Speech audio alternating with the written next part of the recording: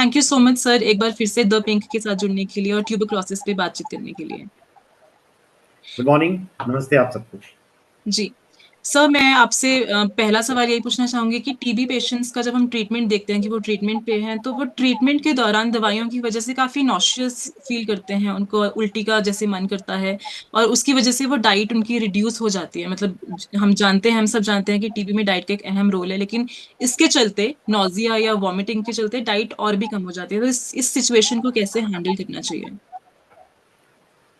बिल्कुल, इसमें हमने देखा है बहुत सारे मरीज़ दवाई खाते ही गैस्ट्राइटिस का शिकार हो जाते हैं। उनको गैस्ट्रिक होना शुरू हो जाता है या कह लो छाती के ऊपर जलन होनी शुरू हो जाती है, उसके चलते वो अपनी खुराक और कम कर देते हैं। एक तो टीबी बीमारी में पहले ही भूख कम लगती है, ऊपर से वो टीबी की दवाइयों के कारण अपनी खुराक को कम कर देते हैं। तो मेरा ये सभी पेशेंट्स से आग्रह रहेगा, रिक्वेस्ट रहेगी कि आप अपने डॉक्टर से बता दें कि अगर आपको ऑलरेडी गैस्ट्राइटिस रहता है, तो डॉक्टर आपको गैस्ट्रिक की दवाइयाँ प्रिस्क्राइब कर देगा, जो हम खाली पेट के गोली कहते हैं या कैप्सूल कहते हैं।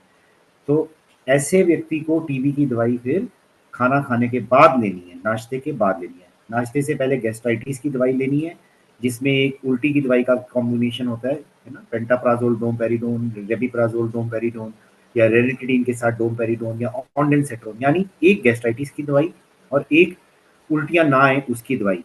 इन दोनों में से एक दवाई चलेगी या दोनों चलेगी, वो डॉक्टर आपका डिसाइड करेगा।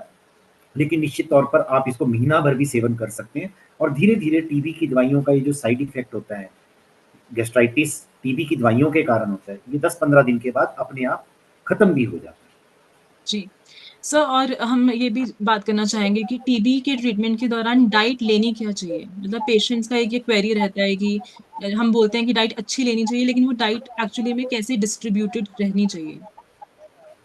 बिल्कुल, हमें हमेशा टीबी के मरीज़ को संतुलित आहार देना है, जिसको आप बैलेंस्ड डाइट कहते हैं। उसमें प्रोटीन भी होना चाहिए, कार्बोहाइड्रेट भी होना चाहिए, फाइबर भी होना चाहिए, माइक्रो न्यूट्रिएंट्स, मिनरल, विटामिन, ये सब होना चाहिए। ऐसा नहीं करना कि सिर्फ़ दाल खिला रहे हैं तो दाल ही खिला रहे हैं, चावल खिला रहे हैं तो चावल ही खिला रहे हैं। संतुलित आहार में आपको प्रोटीन की मात्रा ज़्यादा रखनी है। तो प्रोटीन हमें कैसे मिलेगा? प्रोटीन हमें दूध से मिलेगा, पनीर से मिलेगा। दूध का सेवन करें, पनीर का सेवन करें, दालें खाएँ। अगर आप मीट अंडा खाते हैं तो अंडा रोज़ एटलीस्ट 1 अंडा ज़रूर उबला हुआ खाएँ या उसकी भुर्जी बना लें, कोशिश करें उबला हुआ अंडा। जी। फिर मीट खा सकते हैं आप प्रोटीन्स के लिए। मीट में ख़्याल रखना है, जिसको हम इंग्लिश में लीन मीट कहते हैं, यानी फैट नहीं होना चाहिए उसमें, चर्बी नहीं होनी चाहिए। चिकन है या मटन है तो उसमें चर्बी निकाल दें, ऐसे मीट का सेवन करें। किसी दिन अंडा खा लें, किसी दिन मीट खा लें, किसी दिन दालें खा लें। इस तरीके से आपको, और दूध तो रोज़ नियमित तौर पर 1 गिलास कम से कम दूध पीना ही पीना है, उसमें आप हल्दी डाल सकते हैं। इस प्रकार से हमें प्रोटीन मिल जाएगा।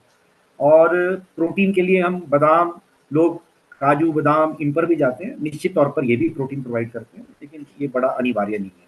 मुख्यतः दूध और दूध के प्रोडक्ट, मीट, अंडा और दालें, ये हमारी डाइट में ज़्यादा रहना चाहिए। फिर हमें कार्बोहाइड्रेट लेने हैं, जैसे मैंने कहा, शक्ति प्रदान करने के लिए। प्रोटीन तो क्या करती है? प्रोटीन आपकी टूटी हुई जो टिश्यूज़ हैं, जो डैमेज हो गए हैं, जो सेल अंदर डैमेज हो गए, उनको दोबारा बनाती है। यानी हमारे शरीर को दोबारा बनाने में प्रोटीन की सहायता मिलती है। जी। सेल को बनाने में, टिश्यू को बनाने में, है ना? लेकिन उसको शक्ति देने के लिए हमें क्या चाहिए? उसको ऊर्जा देने के लिए क्या चाहिए? कार्बोहाइड्रेट चाहिए। तो वो हमें रोटी से मिलेगा। तो जी। रोटी ज़रूर खाएँ, भले ही वो मक्की की रोटी है, ज्वार, बाजरा, गेहूँ, चाहे मिक्स इन आटे की रोटी है, लेकिन रोटी का सेवन ज़रूर करें। चावल भी ले सकते हैं, चावल की मात्रा कम रखनी है। रात को तो बिल्कुल नहीं लेना, क्योंकि रात को चावल लेते हैं तो कफ बनता है। खासकर जिन मरीज़ों को कफ वाली टीबी है, जो फैलती है, पल्मोनरी टीबी, तो उनको चावल बहुत कम लेना चाहिए। लेना भी है तो रात को बिल्कुल नहीं लेना, दिन में लेना। चावल आप ब्राउन राइस यूज़ करें तो ज़्यादा बेटर रहता है। ब्राउन राइस से कफ कम बनती है जी सर। और ये ज़्यादा ऊर्जा देने वाला होता है। सूजी का सेवन कर सकते हैं, दलिया, इसका सेवन कर सकते हैं। इस प्रकार से आपको कार्बोहाइड्रेट्स मिल जाएँगे। रही बात माइक्रो न्यूट्रिएंट्स की, विटामिन्स की, ये मिलती हैं फलदार सब्जियों से, है ना? हरी सब्जियों से या फलों का सेवन ज़रूर करें। केले को छोड़कर, केला आपका कफ बनाता है। जैसे अनाज में हमने कहा चावल ना लें, फ्रूट्स में हम ज़रूर कहते हैं कि केला बड़ा आम मिलता है फ्रूट, हम लोग उसको खाते भी बहुत हैं। जी लेकिन सर। टीबी की ट्रीटमेंट के दौरान केले को अवॉइड करें, उससे अन्यथा कफ बनेगा, खासकर जिनको कफ वाली टीबी है। तो फ्रूट्स में आप फ्रूट्स डेली सेवन करें, सलाद का डेली सेवन करें। जी। अब हम जब भी माइक्रो न्यूट्रिएंट्स की बात करते हैं जो हमारे को विटामिन मिनरल्स देते हैं, तो वो सलाद से मिलता है, सैलेड से मिलता है। हरी सब्जियों का सलाद बना लें, गाजर है, मूली है, खीरा है, टमाटर है। नमक नहीं डालना, कभी भी सलाद के ऊपर नमक नहीं डालते, नहीं तो सलाद अपना सारा पानी छोड़ देता है और पानी में ही सारे तत्व होते हैं। सलाद का सेवन रोज जरूर करें, इससे हमें कब्जी भी नहीं रहेगी और हमारी जो पाचन क्रिया होती है वो बहुत सुचारू रूप से अच्छी स्पीड से काम करती है। फिर मैंने कहा जो सुपर फूड होते हैं जैसे अदरक है, लहसुन है, इसका सेवन ज़रूर करें। जब हम दूध पीते हैं तो दूध में हल्दी का सेवन ज़रूर करें। आजकल ग्रीन टी का चलन है, ग्रीन टी का मतलब दूसरी चाय ना पीकर आप ग्रीन टी पिएंगे तो वो ज़्यादा सेहत के लिए गुणवत्ता प्रदान करने वाली चीज़ है, क्वालिटी वाली चीज़ है। चाय जी। का शौक होता है, हम भारतीयों में चाय पीने की आदत भी होती है, तो नॉर्मल चाय ना पीकर ग्रीन टी का अगर दिन में 2 बारी भी सेवन कर लेंगे, वो भी आपको एंटीऑक्सीडेंट्स प्रोवाइड करती है। इस प्रकार से हमारे को संतुलित आहार लेना चाहिए। जी सर। सर कुछ सवाल मेरे ना कमेंट्स पे आधारित हैं, जो हमारी लास्ट वीडियो थी उस पे पेशेंट्स की क्वेरीज पे आधारित हैं। तो मेरा अगला सवाल है, एक पेशेंट की क्वेरी है कि मीसेंट्रिक लिम्फ नोड्स डायग्नोज हुआ है और पेट की टीबी निकली है। तो अब दवाइयों की वजह से वो चिंतित हैं कि थोड़ा बहुत लीवर पे असर आ रहा होगा, तो वो चिंतित है कि ऐसा तो नहीं होगा कि ट्रीटमेंट जब जारी रखेंगे तो लीवर्स खराब हो जाएंगे या लीवर पे कोई बुरा असर पड़ेगा। बिल्कुल नहीं, जितना जल्दी टीबी की दवाई नियमित तरीके से शुरू हो जाएगी, उतना जल्दी लीवर की रिकवरी शुरू हो जाती है। और लीवर हमारा एक ऐसा ऑर्गन है, लीवर और लंग्स, जो बहुत जल्दी रिकवर करती है। ना केवल टीबी, कोई भी और बीमारी है, लीवर और लंग्स की रिकवरी बहुत जल्दी होती है। लीवर और लंग्स की बीमारी के साथ ट्रीटमेंट का लेना और जो नित्य नियम डॉक्टर बताते हैं उनको फॉलो करने से रिकवरी बहुत जल्दी हो जाती है। मिजेंट्रिक लिम्फ नोड जो है, पेट में हमारे लिम्फ नोड्स होते हैं, ये भी एक्स्ट्रा पल्मोनरी टीबी है। जैसे जी। हम हमेशा बताते हैं, टीबी 2 प्रकार की है। पल्मोनरी यानी फेफड़ों के अंदर वाली, जो खांसी द्वारा फैलेगी। फेफड़ों के अलावा वाली टीबी कभी फैलती नहीं है, एक दूसरे को संक्रमण नहीं दे सकती है, राइट। तो ओके। एक्स्ट्रा पल्मोनरी टीबी में जो मिजेंट्रिक लिम्फ नोड है, ये आपके बिल्कुल ठीक हो जाएंगे, आपका टीबी बिल्कुल ठीक हो जाएगा और आपका लीवर भी पूरा रिकवर कर जाएगा। चलो, एक पेशेंट का सवाल है कि एक्स्ट्रा पल्मोनरी टीबी के पेशेंट का जूठा खाने से क्या टीबी फैलती है? बिल्कुल नहीं। और कभी भी किसी भी बीमारी में ये एक मूल सिद्धांत है, बेसिक प्रिंसिपल है, एक दूसरे का जूठा नहीं खाना चाहिए किसी भी बीमारी में। रही बात एक्स्ट्रा पल्मोनरी टीबी की, ये तो बिल्कुल भी नहीं फैलती है। फैलने वाली टीबी सिर्फ पल्मोनरी टीबी होती है, जो खांसी वाली टीबी होती है। टीबी हवा के माध्यम से, खांसी या छींकने पर एक व्यक्ति से दूसरे को फैल सकती है, हवा के माध्यम से। तो ये जूठन वाला, साथ बैठ के खाना खाना, ये सब हमारे भ्रम है, ऐसे टीबी नहीं फैलती है। लेकिन जैसे मैंने आपको बताया, कभी भी एक दूसरे व्यक्ति का किसी भी बीमारी में क्या, वैसे भी जूठा नहीं खाना। जी। जी सर। सर ब्रेन टीबी के क्या सिम्टम्स हैं और ब्रेन टीबी क्या ठीक हो जाती है? बिल्कुल, टीबी किसी भी प्रकार की हो, चाहे वो पल्मोनरी है, चाहे एक्स्ट्रा पल्मोनरी है। Brain TB extra pulmonary TB है। जी। पर दवाई का अगर पूरा सेवन करेंगे तो टीबी एक ऐसी बीमारी है जो पूरी ठीक हो जाती है। जी। यही इस बीमारी की खासियत है। अगर टीबी बिगड़ी हुई टीबी नहीं है, जिसको हम एमडीआर टीबी या डीआर टीबी कहते हैं, तो ये बहुत आसानी से पूरा कोर्स करने पर ठीक हो जाती है। बिगड़ी हुई टीबी या एमडीआर टीबी तब बनती है जब हम टीबी की दवाइयों का सेवन नियमित तरीके से नहीं करते। मान लीजिए 6 महीने का कोर्स था, हम उसको टूटा फूटा खाते हैं, या जैसे हमें कहा गया था कि दवाइयाँ इकट्ठी खानी है, हम एक दवाई सुबह खाते हैं, एक शाम को खाते हैं। तो अगर हम टीबी की दवाइयों का सेवन डॉक्टर की सलाह के मुताबिक पूरे तरीके से नहीं करेंगे तो बिगड़ी हुई टीबी हो जाएगी, उसका इलाज मुश्किल होता है। रही जी। बात आपने जो कहा ब्रेन टीबी, ब्रेन टीबी के साइन सिम्टम्स होते हैं, जैसे अक्सर सिर में दर्द रहेगा, या नेक में, गर्दन में भारीपन रहेगा, या अकड़न रहेगी। और कभी कभी ऐसा भी पाया जाता है कि हमें लाइट जो है, जो रोशनी है, वो चुभती है, जिसको हम फोटोफोबिया बोलते हैं। बाकी लंबे अरसे का बुखार आना, या शाम के समय बुखार आना, या धीरे धीरे भूख का कम हो जाना, वजन का गिरना, जो टीबी के प्राथमिक सिम्टम होते हैं, तो वो ब्रेन टीबी में भी पाए जाते हैं। जी। सर ब्रेन टीबी में एक पेशेंट की क्वेरी है कि ब्रेन टीबी में आंखों की रोशनी धीरे धीरे जाती रही और उसके बाद पूरी चली गई, तो क्या ये रिकवरेबल है? Eye vision. बिल्कुल, अगर ब्रेन टीवी का वो पार्ट जहाँ पर हमारी आई साइट कंट्रोल होती है, वो हिस्सा अगर प्रभावित हो गया है, तो वो टीबी की दवाइयों से वो बिल्कुल ठीक हो जाता है। और ब्रेन टीबी के वही लक्षण रहते हैं, सिर्फ एक सिर दर्द ज़्यादा होना, नेक में यानी गर्दन में स्टिफनेस आना और रोशनी चुभती है, जिसको हम फोटोफोबिया कहते हैं। जो नॉर्मल लाइट होती है उसमें थोड़ा अनईजीनेस फील होता है, ऐसे लगता है लाइट हमसे सहन नहीं हो रही है ना?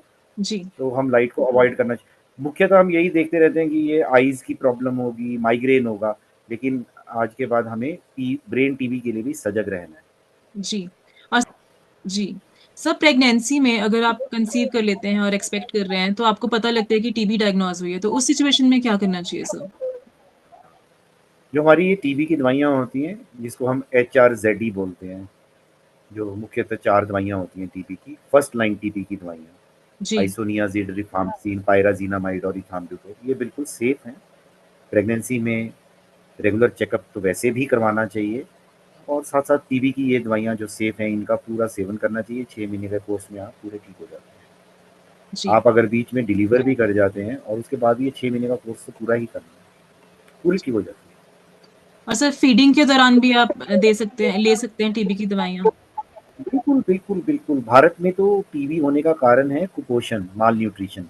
हमें ओके। कभी ऐसा नहीं करना कि बच्चे को दूध से वंचित रखना है। माँ का दूध तो अमृत होता है बच्चे के लिए।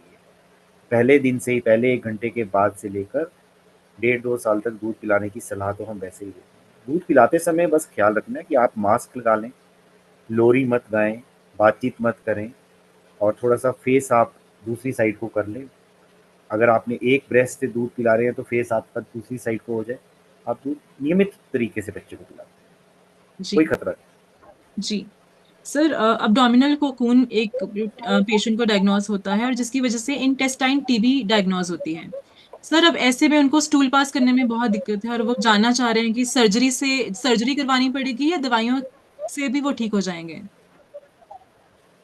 निश्चित तौर पर अगर टीबी है तो टीबी की दवाई तो चलेगी ही चलेगी, और साथ में भी सर्जरी की जा सकती है, या टीबी की दवाई खत्म होने के बाद कितनी रिकवरी हो गई है, सर्जरी को ऑप्ट किया जा सकता है। ये आपके जो सर्जन हैं, वो ही आपको बेस्ट गाइड कर पाएँगे।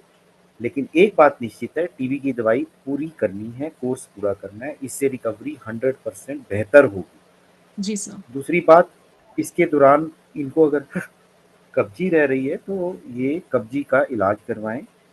टीबी की दवाई के साथ-साथ खूब सलाद खाएँ। रात के टाइम ये काजू को भिगो दें और सुबह वो 4-5 काजू खाली पेट खा लें, या सुबह खाली पेट सेब, छिलका समेत सेब का सेवन कर लें। तो इन दोनों तत्व में फाइबर बहुत ज़्यादा होता है। आधे पौने घंटे के बाद पेट साफ होने का निश्चित तौर पर काम हो जाता है। दिन में आप सलाद ज़रूर खाएँ, बार-बार मैं सलाद पर फ़ोकस करता हूँ। हम तो कहते हैं मरीज़ को कि कम से कम 1 दिन में 1 मरीज़ 1 से 2 खीरा और आधी मूली, 1 टमाटर, इसका तो नियम अनुसार, और ये लगभग चीज़ें सारा साल मिलती हैं। गाजरें आ जाएँगी सर्दियों में तो कम से कम 5-6 गाजरें, इन सब चीज़ों के साथ मिलाकर। तो सलाद भी मिक्स सलाद होना चाहिए, जी। डोंगा भरकर। जी। जी। सर एक पेशेंट पूछते हैं कि टीबी का 6 महीने का ट्रीटमेंट पूरा कर चुके हैं लेकिन उनका प्लेटलेट्स का काउंट अभी भी नॉर्मल रेंज में नहीं आ पा रहा है, तो ये क्या चिंता का विषय है? नहीं, बिल्कुल नहीं। इसमें एक बारी आपको अपने डॉक्टर से फिर से सलाह लेनी पड़ेगी। प्लेटलेट कम होना टीबी के कारण कहीं पर भी ज़्यादा तौर पर नहीं देखा जाता है। लिम्फोसाइट्स का ऊपर-नीचे होना ज़रूर एक विषय रहता है। टीबी का जब इलाज खत्म हो गया है, उसके बावजूद भी आपके प्लेटलेट कम रह रहे हैं, तो हमें बोन मैरो डिज़ीज़ पर या हड्डियों से रिलेटेड डिज़ीज़ पर या ब्लड कोशिकाओं के रिलेटेड डिज़ीज़ पर काम करना चाहिए। आप अपने डॉक्टर से सलाह लें। इसका टीबी से ज़्यादा कोई मुख्यतः लेना-देना नहीं है। जी। सर एक पेशेंट पूछते हैं कि 2016 में उनको टीबी होती है, लंग्स में पानी भरा था उन्हें। 9 महीने का उन्होंने टीबी का ट्रीटमेंट पूरा करा, लेकिन आज भी उनको खाँसते हुए उस तरफ दर्द होता है, हल्का दर्द होता है जिस जिस तरफ लंग्स में पानी भरा था। तो क्या ये, क्योंकि 2016 में हुआ था ये डायग्नोज़, तो अभी तक उनको ये दर्द है, तो क्या ये मतलब नॉर्मल बात है या परेशानी का एक विषय हो सकता है सब? इसको हम, क्योंकि ये तकलीफ दे रहा है मरीज को, तो इसको हम नॉर्मल तो नहीं कह सकते, लेकिन इसका निश्चित तौर पर एक इलाज है। देर आए दुरुस्त आए वाली बात रहेगी। मैं ऐसे मरीज से आग्रह करूंगा कि कल से वो टीबी में लाभदायक योग अपनाना शुरू करें, और उसका लिंक हम आपके माध्यम से शेयर कर देंगे। जी। मुख्यतः 6 प्रकार की एक्सरसाइज मैं अपने सभी टीबी के मरीजों को कई सालों से करवाता आ रहा हूँ। खासकर जिनको पानी भर जाता है, उनकी रिकवरी बहुत अच्छी होती है। लंग्स में ताकत आ जाती है, लंग्स की जो शीट होती है जिसको हम प्लूरा कहते हैं, वो इतनी सख्त हो जाती है कि उसमें ये जो पानी भरने वाला या अवशेष रह गए वो सूख जाते हैं, और पानी भरने वाला दोबारा वो कार्य होता ही नहीं। तो चिंता का कोई विषय नहीं है, लेकिन क्योंकि तकलीफ है, इसका निवारण करना ज़रूरी है, इसका ट्रीटमेंट करना ज़रूरी है, और आज के टाइम में इसका ट्रीटमेंट है कि आप कल से ही खाली पेट सुबह बैठकर योगा प्राणायाम करेंगे। 2 एक्सरसाइजेज हैं, एक भुजंग आसन है लेटकर, एक ताड़ आसन है खड़ा होकर, और 4 ब्रीदिंग एक्सरसाइजेज हैं, भस्त्रिका, कपालभाति, उज्जयी और अनुलोम विलोम। तो आप हमारा लिंक देख लीजिए और उसको जी। करना शुरू कीजिए। फिर भी आपको हर 6 महीने के बाद चेकअप करवाना होता है 2 साल के लिए, टीबी के इलाज के बाद। पर आपका केस है 2016 का, तो ज़्यादा घबराने की ज़रूरत नहीं है। 2 ढाई महीने 3 महीने के बाद आपको ये तकलीफ कम हो जाएगी। फिर भी मेरी आपसे सलाह रहेगी कि अपने डॉक्टर से भी ज़रूर एक बारी बीच में मिल लें। जी। सर, जब हम बात करते हैं कि लंग्स में पानी भरा है और टीबी है, तो खाँसी से पेशेंट्स थोड़ा मायूस हो जाते हैं कि ज़ोर से जब खाँसते हैं तो दर्द रहता है चेस्ट में या फिर बैक में। तो उस पे आप क्या कहेंगे सर? सबसे पहले तो मरीज़ को ये डर रहता है कि अब मैं खाँसी कर रहा हूँ तो बाकियों को, क्योंकि हम हमेशा बताते हैं खाँसी से फैलती है, कि बाकियों को संक्रमण हो जाए। तो जी। जब भी खाँसी, जैसे ही टीबी का ट्रीटमेंट शुरू होता है, आप मास्क लगाना शुरू कर दीजिए। 1 सवा महीने तक आप मास्क लगा के रखिए। 15-20 दिन के बाद हमारी दवाइयाँ संक्रमण देने वाली दर को 95 टू 100% कम कर देती हैं। यानी 15-20 दिन के बाद आप निश्चिंत हो जाओ, अब आप संक्रमण नहीं, इन्फेक्शन नहीं दे सकते हैं किसी को। लेकिन फिर जी। भी हम कहते हैं कि 15-20 दिन और ऐड कर दो, यानी 1 महीने तक मास्क लगा के। रही बात खांसी का उत्थान कैसे करना है, तो कफ सिरप वगैरह का ज़्यादा रोल नहीं होता। आयुर्वेदिक ऐसी दवाइयों का सेवन कर लें, आयुर्वेदिक डॉक्टर से सलाह लेकर, जिससे आपकी कफ में निवारण हो सकता है। जो हमारी एलोपैथिक में दवाइयाँ होती हैं, जिसमें डेक्स्ट्रामिथॉर्फन है, गुफेंसिन है और ब्रोमहेक्सिन है, ये सब बलगम को घोलने का काम करते हैं, थोड़ा गले में तरावट करते हैं। तो कफ सिरप का बहुत ज़्यादा रोल नहीं होता है। फिर भी अगर आप कफ सिरप लेना ही चाहते हैं, तो कोई एक अच्छा आयुर्वेदिक कफ सिरप जिसमें मुलेठी है, अदरक है, तुलसी है, जी। ऐसे तत्व हैं, तो आप उसका सेवन कर सकते हैं। अन्यथा 2 टाइम गरारे करें, और रात को हल्का-सा पानी का भाप लें। पानी में आप हल्का-सा आधा चम्मच देसी घी भी डाल सकते हैं, अगर पॉसिबल है। तो 15-20 दिन तक आप गरारे करते रहें, भाप लेते रहें, आपकी खाँसी निश्चित तौर पर दूर हो जाएगी। 15-20 दिन के बाद टीबी की दवाइयाँ भी खाँसी को कम कर देती हैं। जी। लेकिन कभी-कभी हमने देखा है कि 1-1, 2-2 महीने तक भी खाँसी रहती है। बिल्कुल चिंता ना करें, टीबी की जो दवाई है अपना काम कर रही है। आप गरारों की आदत डाल लें, रात को हल्का-सा स्टीम ले लें, बेस्ट तरीका है। और जैसे हमने बताया, सुबह जब आप प्राणायाम करते हैं तो उससे भी हमारी जो श्वास नलिकाएँ हैं, लंग्स की जो कैपिलरीज़ हैं, वैस्कुलैरिटीज़ हैं, है ना? वेसल्स हैं, ब्रोंकियाए हैं, एल्वियोलाई है, जिसमें हवा का आदान-प्रदान होता है, सब स्ट्रॉन्ग हो जाता है। जब ये स्ट्रॉन्ग हो जाएगा तो आपको खाँसी का चांस ही नहीं रहेगा। जी। जी। सर, उसी के साथ हम देखते हैं कि कुछ पेशेंट्स में बुखार भी 1 डेढ़ महीने तक रहता है दवाइयाँ शुरू करने के बाद भी। तो वो भी सर क्या नॉर्मल है या उसमें कुछ मतलब ऐसे परेशानी की बात नहीं है? बिल्कुल नॉर्मल है। बहुत जी। सारे केसेज़ ऐसे हैं जिनको 15-20 दिन, 25 दिन, आपने ठीक कहा, कभी-कभी 1 महीने तक भी बुखार रहता है। तो जी। बुखार की दवाई खाते रहें, लेकिन हर हफ्ते 10 दिन में अपने डॉक्टर से सलाह लेते रहें। कभी-कभी टीबी की दवाई से भी बुखार होता है, रिफाम्पिसिन से। जी। फ्लू लाइक सिम्पटम्स आते हैं, जिसको हाइपर सेंसिटिविटी रिएक्शन कहते हैं। हमने देखा है 5-10 दिन के बाद भी पहले तो रिफाम्पिसिन खाते रहे, कुछ नहीं हुआ। 10 दिन के बाद उसको हाइपर सेंसिटिविटी रिएक्शन हुआ। कह लो कि रिफाम्पिसिन की एलर्जी हो गई। इसको इस जी। सरल भाषा में कहेंगे, रिफाम्पिसिन दवाई का साइड इफ़ेक्ट आया। 5-10 दिन में वो भी ठीक हो जाता है। तो ज़रूरी नहीं है कि आपको टीबी की बीमारी के कारण ही बुखार रह रहा था। ऐसा नहीं सोचना कि मेरी बीमारी ठीक नहीं हो रही। निश्चित तौर पे वो ठीक हो रही है। कभी-कभी टीबी की दवाइयों से भी बुखार आ जाता है, या हो सकता है उस दौरान आपको वायरल फीवर हो गया हो। जी। टीबी की दवाई तो बैक्टीरिया पे काम करेगी ना, तो वायरल फीवर का बुखार हो गया हो। इसलिए डॉक्टर से सलाह लेने और पैरासिटामोल खाने में कोई गुरेज ना करें। आप डॉक्टर की सलाह पर पैरासिटामोल 5 से 7-8 दिन 10 दिन तक खा सकते हैं टीबी की दवाई के साथ साथ। टीबी की दवाई तो निश्चित तौर पर चलेगी ही चलेगी। जी सर, एक पेशेंट और बताते हैं कि उन्होंने 6 महीने का कोर्स 4 बार करा, लेकिन उसके बावजूद भी उनके लंग्स में इन्फेक्शन रहा है, उनको लंग्स में इन्फेक्शन, तो उस पे वो थोड़ा मायूस फील कर रहे हैं और गाइडेंस चाहते हैं। बिल्कुल मायूस नहीं होना, मेरे पास ऐसे अनेकों पेशेंट्स हैं। सिद्धांत वही रहेगा, ये वही पेशेंट्स हैं जिन्होंने या तो टीबी की दवाई में कभी बदपरहेजी हुई खाने में, या टीबी की दवाई को इन्होंने नियम से नहीं खाया, जिस हिसाब से हम कहते हैं सरकारी तंत्र में फिक्स डोज कॉम्बिनेशन देते हैं, वेट के हिसाब से 3 गोलियां 4 गोलियां। तो मरीज क्या करता है, 2 गोली सुबह खाता है, 2 गोली शाम को खाता है। बिल्कुल टीबी ठीक नहीं होगी। टीबी पूरे तरीके से तभी ठीक होगी जब ये चारों गोलियां इकट्ठी खाई गई। तो इस प्रकार से जब आप पूरे नित नियम से दवाई खाएंगे, 6 महीने के एंड में आप डॉक्टर से सलाह लेंगे, दवाई खत्म होने से पहले जांच होती है। अगर बलगम पल्मोनरी टीबी है तो बलगम की जांच होती है, एक्स्ट्रा पल्मोनरी टीबी है तो हम अल्ट्रासाउंड करके देखते हैं। आपने पानी वाली टीबी, पानी भर जाता है फेफड़ों में, उसका वर्णन किया, हम अल्ट्रासाउंड या चेस्ट का एक्सरे करके देखते हैं। यानी 6 महीने के एंड में डॉक्टर डिसाइड करेगा कि दवाई को 1-2 महीने बढ़ाना है या नहीं बढ़ाना है। होता क्या है, मरीज दवाई बंद कर देता है हमारे फील्ड वर्कर के कहने पे, और वो डॉक्टर से सलाह नहीं लेता है, हालांकि उस मरीज को शायद हो सकता था कि 1-2 महीने दवाई देनी। तो जब तक टीबी पूरे तरीके से ठीक नहीं होगी, डॉक्टर नहीं कहेगा कि अब आप दवाई बंद कर दीजिए, तब तक आपने दवाई नहीं बंद करनी, फिर आपको दोबारा टीबी नहीं होगी। जो मेरे भी मरीज हैं, क्योंकि हम लोग तो रिसर्च भी करते हैं टीबी पर, हमने उनसे जब डिटेल में क्वेश्चन पूछे तो ये वही मरीज हैं जिन्होंने कभी ना कभी दवाई में गुरेज किया था या डॉक्टर से मिलने में गुरेज किया था। गुरेज का जी मतलब वो डॉक्टर की सलाह पर नहीं चल रहे थे, इनको दोबारा दोबारा टीबी हो जाती है। मायूस तो होना, टीबी सबसे सरल बीमारी है ठीक होने के लिए।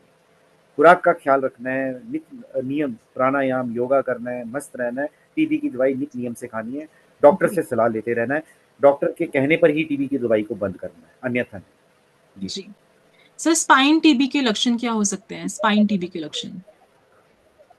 स्पाइन टीबी भी हम बहुत लेट डिटेक्ट करते हैं, और जब हम स्पाइन के सभी प्रकार के इलाज कर चुके होते हैं, जिसको रीढ़ की हड्डी कहते हैं, ठीक है, जी तो कमर दर्द रहती है, हम अक्सर ऑर्थोपेडिक्स के साथ मिलकर यही सोचते रहते हैं कि कमर दर्द का कोई कारण होगा, ऑस्टियोआर्थराइटिस होगा, या स्पॉन्डिलोआर्थराइटिस होगा, या डिस्क की कोई प्रॉब्लम हो सकती है, प्रोलैप्स डिस्क होगा, लेकिन ये कुछ निकलता नहीं है। फिर हम 1.5-2 साल के बाद कहते हैं कि टीबी की दवाई शुरू कर देते हैं। तो मेरा ये मानना है कि जब भी आपके ऑर्थोपेडिक सर्जन जो हैं आपका कोई सैंपल ले रहे हैं स्पाइन का, बायोप्सी के लिए कुछ, तो वो टीबी की जांच के लिए, कल्चर के लिए जरूर भेजें। कल्चर में अगर एक भी बैक्टीरिया होगा तो वो ग्रो कर जाएगा। तो जो 2 साल तक हमने इंतजार करना था ऑर्थोपेडिक की तरफ से, और 2 साल के बाद फिर हम उसको एम्पेरिकल ट्रीटमेंट पे शुरू करते हैं कि चलो कुछ और नहीं है तो शायद टीबी होगा, तो शुरू में हम कल्चर करवा के टीबी को डायग्नोज भी कर सकते हैं। तो जी स्पाइन टीबी एक बड़ी कॉमन चीज़ है जिसको हम लेट डायग्नोज कर रहे हैं। मेरा तो अपने डॉक्टर्स वेटरनरी से भी रिक्वेस्ट रहेगी कि आजकल कल्चर का ज़माना है, नेट मशीन्स आ चुकी हैं, ट्रू नेट है, सीबी नेट है।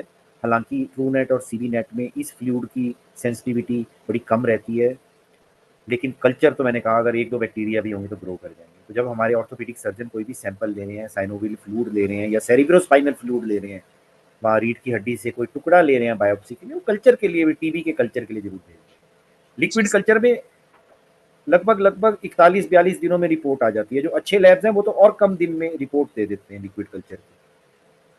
तो स्पाइन टीबी में प्रॉब्लम वही रहती है, जैसे रीढ़ की हड्डी में दर्द रहेगा, बैक एक रहेगी, झुक नहीं पाएंगे, कमजोर होना शुरू हो जाएंगे।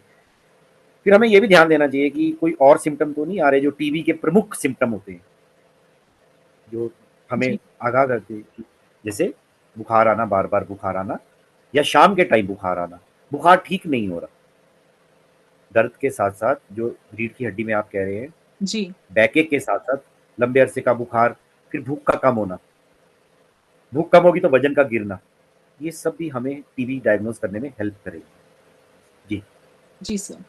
अंत में मैं आपसे 2 लाइनें सभी टीबी पेशेंट्स का मनोबल बढ़ाने के लिए चाहूंगी कि आप बताएं, क्योंकि इस बीमारी में हम देखते हैं कि पेशेंट्स, जैसे हम यूट्यूब पे भी कमेंट्स आते हैं कि बहुत चिड़चिड़ापन है या घबरा जाते हैं, फैमिली बहुत मायूस हो जाती है, तो उसके लिए मैं चाहूंगी कि आप थोड़ा सा उनका प्रोत्साहन बढ़ाएं। बिल्कुल, मैं हमेशा अपने मरीज को कहता हूँ, टीबी को आप एक बार भूल जाइए। कोई भी बीमारी है, अगर आपका मनोबल बढ़ा रहेगा, डॉक्टर्स की सलाह लेते रहेंगे, वो बीमारी जल्दी ठीक होती है। अब रही बात टीबी की, टीबी को अभी भी ना हम भ्रम से, डर से देखते हैं, उसके बारे में बात नहीं करते। जी। मैं कहता हूँ, जब हम शादी ब्याह में जाते हैं या किसी फंक्शन में जाते हैं, हम कहते हैं ना, मैं नमक नहीं खाऊंगा, मेरे को ब्लड प्रेशर है, मेरे को डॉक्टर ने मना किया हुआ है। मैं मीठा नहीं खाऊंगा, मेरे को शुगर है, मेरे को डॉक्टर ने मना किया हुआ है। तो मेरा मरीज अगर मास्क लगाकर शादी में जाए और वो टीबी की दवाइयां खा रहा है, और अगर उससे कोई पूछ ले मास्क क्यों लगाया, तो उसे कहना चाहिए मेरे को आजकल टीबी हुई हुई है। उस मुकाम पर हमें पहुंचना है कि समाज में हमें ज्यादा से ज्यादा टीबी पर बात करनी है। इसलिए ये डर जो है ना पेशेंट को, ये समाज से आया है, जिस समाज में हम रह रहे हैं, जहां हम टीबी के बारे में बात ही नहीं करते। अपितु इसके, बल्कि इसके मैं कहूंगा, टीबी एक ऐसी बीमारी है जो बिल्कुल आसानी से ठीक हो जाती है। अनेकों अनेकों अनेकों उदाहरण है। 6 महीने का टीबी का कोर्स, ज्यादा से ज्यादा डॉक्टर आपका डिसाइड करेगा, अगर उसने 1-2 महीने बढ़ाना है। और बिगड़ी हुई टीबी में तो हम कभी कभी 2 साल तक भी दवाई खिलाते हैं, वो बिगड़ी हुई टीबी की बात है। नॉर्मल टीबी जो है, चाहे वो पल्मनरी टीबी है चाहे एक्स्ट्रा पल्मनरी टीबी, आप 6 महीने में पूर्ण तरीके से ठीक हो जाते हैं। डेली अपनी खुराक का ख्याल रखें, हर 15-20 दिन के बाद डॉक्टर से मिलते रहें। हर दवाई की तरह टीबी दवाइयों के भी कुछ साइड इफेक्ट्स आते हैं, वो साइड इफेक्ट्स भी ठीक हो जाते हैं डॉक्टरी सलाह पर। कभी कभी उन साइड इफेक्ट्स की हम दवाई देते हैं।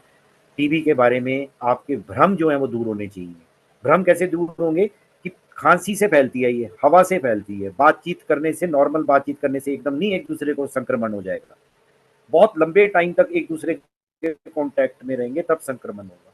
टीबी का बैक्टीरिया हवा में रहता है, 6 से 8 फीट तक तैरता रहता है। तो हमें अपने रोशनदान खुले रखने हैं, हवा उसको बाहर बहा कर ले जाएगी। हमें रोज अपना झाड़ू पोछा मारना है, अगर वो बैक्टीरिया फर्श पे गिरा है तो वो साफ हो जाएगा, मर जाएगा। जी। दिन में हमें मास्क लगाकर रखना है, 1-1.25 महीने तक हमें मास्क लगाकर रखना है। और जब कभी भी हमें खांसी होती है तो खांसी को हल्के में ना लें, डॉक्टरी सलाह लें, और खांसी का देसी इलाज की तरफ ना जाएं। आप डॉक्टर की सलाह लें, आयुर्वेदिक डॉक्टर की सलाह लें, होम्योपैथिक डॉक्टर की, आयुष डॉक्टर जिनको हम कहते हैं उनकी सलाह लें, जी। हमारी एलोपैथी साइड से सलाह लें। डॉक्टर की सलाह पर ही आप खांसी का टीबी की तरफ अंदेशा कर सकते हैं। हर खांसी को टीबी की तरह नहीं लेना, लेकिन हर खांसी को नजरअंदाज भी नहीं करना। और रही मनोबल वाली बात, तो आप आज के बाद टीबी के योद्धा हो जाएंगे सब। अभी तक टीबी के योद्धा कौन है? आप यूट्यूबर्स, हम डॉक्टर्स और हमारी फील्ड की सारी टीम। लेकिन मैं जी। कहता हूँ हर मरीज यूट्यूब के माध्यम से, आपके माध्यम से अपने आप को आज के बाद टीबी योद्धा कहना शुरू कर दे, क्योंकि वो टीबी का ज्ञान एक दूसरे को देना शुरू कर दे। तभी तो हमारा टीबी मुक्त भारत अभियान कामयाब होगा। माननीय प्रधानमंत्री जी और अलग अलग स्टेट्स में हमारे जितने हमारे माननीय मुख्यमंत्री हैं, इन सबका एक सपना है।